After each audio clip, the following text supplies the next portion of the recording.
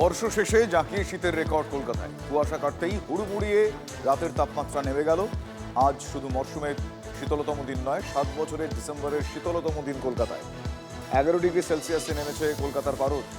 2 দশকে শীতলতম বর্ষ শেষ মহানগরে। গত বছর উষ্ণ বর্ষ শেষে পারদ ছিল 17.3 ডিগ্রি সেলসিয়াস। তবে এই দফায় শীতের কামড় আর বাড়বে না।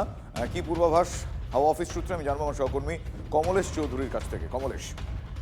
শুভজিৎ, এই গত কয়েক বছর যদি দেখা যায়, আমরা এই বর্ষ বরণ এবং বর্ষ শেষ এই সময়টা 31শে ডিসেম্বর 1 জানুয়ারি এই সময় কলকাতা কেন গোটা বাংলায় খুব একটা ভালো শীত পায়নি। তার সব থেকে বড় উদাহরণ গত বছর, মানে কলকাতার তাপমাত্রা 17 ডিগ্রির ওপরে ছিল।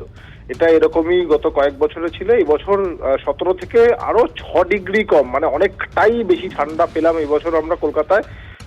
11 ডিগ্রিতে তাপমাত্রা নেমে গেল। এই কুয়াশার কারণে রাতের তাপমাত্রা কমতে পারছিল না। যেই কুয়াশাটা সরে গিয়ে আকাশ পরিষ্কার হয়ে গেছে, রাতের তাপমাত্রা ঝুপ করে নেমেছে। এবং 2018 সালের পরে ডিসেম্বর মাসে এত ঠান্ডা, মানে 11 ডিগ্রিতে নামলো কলকাতার তাপমাত্রা এই প্রথম। অর্থাৎ 7 বছর, এই বছর তো বটেই, 7 বছরে কলকাতার শীতলতম দিন আজকে।